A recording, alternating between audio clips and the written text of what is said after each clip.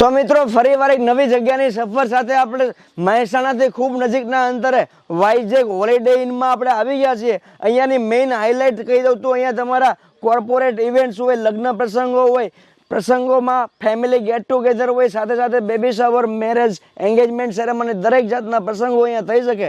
તેમજ સ્કૂલના પિકનિક પણ થઈ શકે। વન ડે પિકનિક ગ્રુપમાં તમે આવો તો આ જગ્યા તમારા માટે બેસ્ટ રહેશે। અહીંયાની બીજી કઈ કઈ ખાસ વાતો છે એના માટે ચાલો આજની આ સફરની શરૂઆત કરીએ।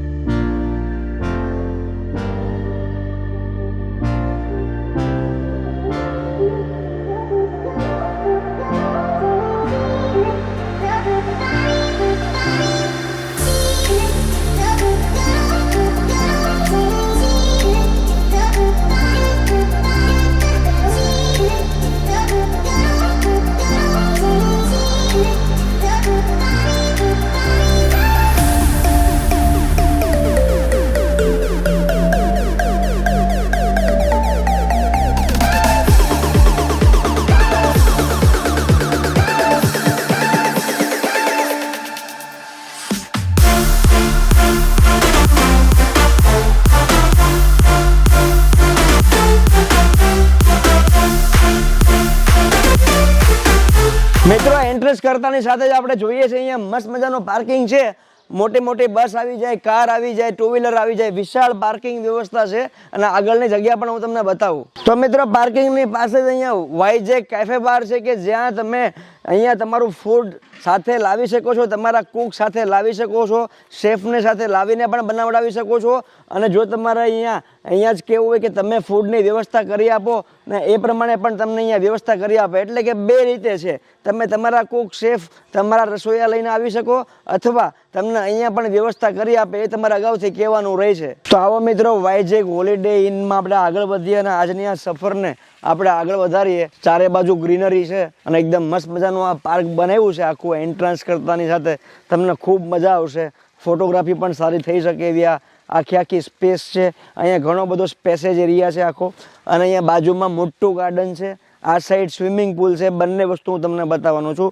ચાલો આપણે પહેલા મોટું ગાર્ડન જોઈ લઈએ। તો મિત્રો ત્યાં આપણે જોઈએ ને તો એન્ટ્રન્સ ઓફિસમાં છે, જ્યાં તમે તમારા ઇવેન્ટની પૂરેપૂરી માહિતી મેળવી શકો અને કઈ રીતે તમારા પ્રસંગો અહીંયા કરવા છે, કઈ કઈ સુવિધાઓ મળશે, બધી જ વાતચીત કરી શકો। આ આટલો મોટો એરિયા છે ગાર્ડનનો કે જ્યાં તમે અહીંયા મંડપ સેટ કરી શકો છો અથવા તમારા ગેટ ટુગેધરમાં તમે ઓપન સ્પેસ ગાર્ડનમાં આ વસ્તુ કરી શકો। પિકનિકમાં ને એમાં એવા હોય તો બાળકોને મજા આવે રમવાની, એવું આ ગાર્ડન છે। અહીંયાથી અહીંયા સુધીનો જે સ્પેસ છે ઘણો મોટો છે, એટલી આરામથી 200-300 છોકરા આમાં રમી શકે એટલી આ જગ્યા છે। અને આગળ જે સ્વિમિંગ પુલ છે એ પણ હું તમને બતાવું।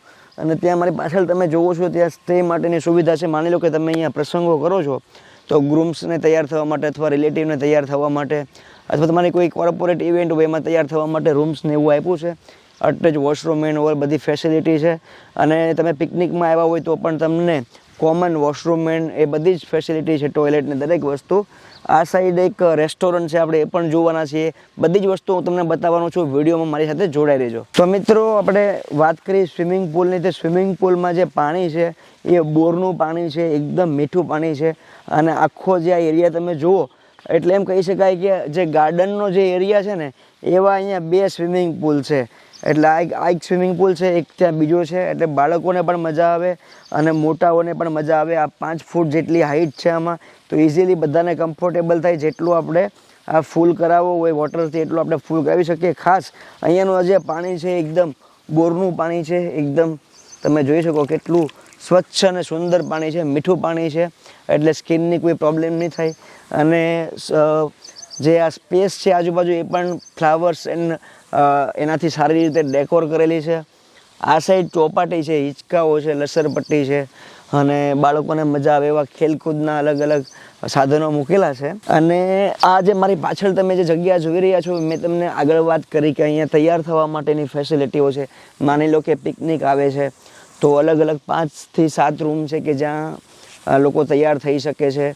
અને બાજુમાં જ કોમન વોશરૂમ એ છે, આમાં અટેચ વોશરૂમ એવી પણ સુવિધા છે। અને આ વાઇજ એક રેસ્ટોરન્ટ છે કે જ્યાં અહીંયા લોકો આવે છે રસોઈ બનાવીને અંદર એમનું ફૂડ એન્જોય કરી શકે એ પણ હું વ્યવસ્થા બતાવું.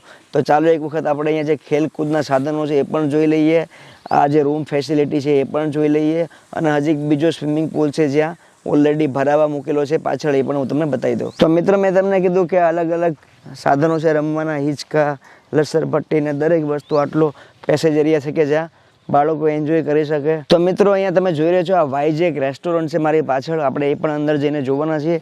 અને આ સાઈડ બીજો સ્વિમિંગ પુલ છે. તમારે કેટલી ક્ષમતા સાથે એમાં વોટર પુરાવવું છે, ભરાવવું છે એ તમારે અગાઉથી કહેવાનું રહેશે, એટલે એ પ્રમાણે આ ફિટ પ્રમાણે અહીંયા વોટર આખું સ્વિમિંગ પુલની અંદર ભરી આપશે. એ પણ એક સારી વ્યવસ્થા છે. ચાલો હું તમને એ પણ બતાવું અને રેસ્ટોરન્ટનો અંદરનો વ્યૂ પણ બતાવું. તો મિત્રો એક સારું એમ્બિયન્સ છે, એક સારી સુવિધા છે કે તમે તમારું ફૂડ એન્જોય કરી શકો. પ્રસંગોમાં ફૂડ સારી રીતે એન્જોય કરવા માટે આટલું સારું એક એમ્બિયન્સ મળી જાય તો આપણા જે મહેમાનો છે ખુશ થઈ જાય. ઇવન આપણા કોર્પોરેટ ક્લાયન્ટ આવ્યા હોય એ પણ ખુશ થઈ જાય, બાળકોને પણ મજા આવી જાય.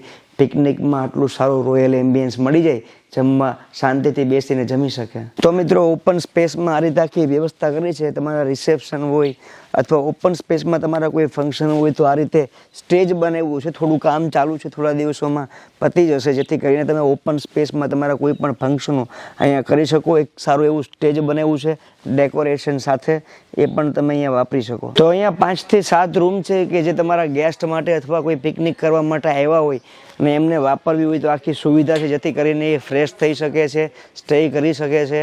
તમારા પિકનિક અને ગેટ ટુગેધરના માણસો કેટલા છે એ બધું અગાઉથી કહેવાનું રહે છે જ્યારે તમે અહીંયાનું પ્લાનિંગ કરતા હોય. આખી ઘણી બધી વ્યવસ્થા છે. Attach washroom and toilet including છે આમાં, અને એક કોમન હોલ. મિત્રો આ સતીશભાઈ છે અને નરેશભાઈ છે.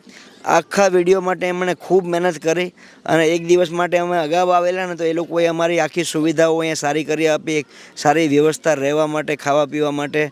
અને આ ભાઈ તો એમના ઘરેથી ચા પણ અમારા માટે બનાવવા સ્પેશિયલ ગામ ગયા હતા. અહીંયા બાજુમાં એમનું ગામ છે. તો આપણે આ બધાને થેન્ક યુ કહીએ કે ભાઈ આટલો આપણને સપોર્ટ કર્યો. Thank you Satishbhai, thank you Nareshbhai. તો મિત્રો આજની આ સફર ખરેખર લાજવાબ હતી અને હવે હું પાછો એક નવી સફર સાથે નીકળી રહ્યો છું. હવે મળશું એક નવી જગ્યા સાથે, કંઈક નવું એક્સપ્લોર કરશું. ત્યાં સુધી ખાઓ પીવો, મોજ કરો, જલસા કરો.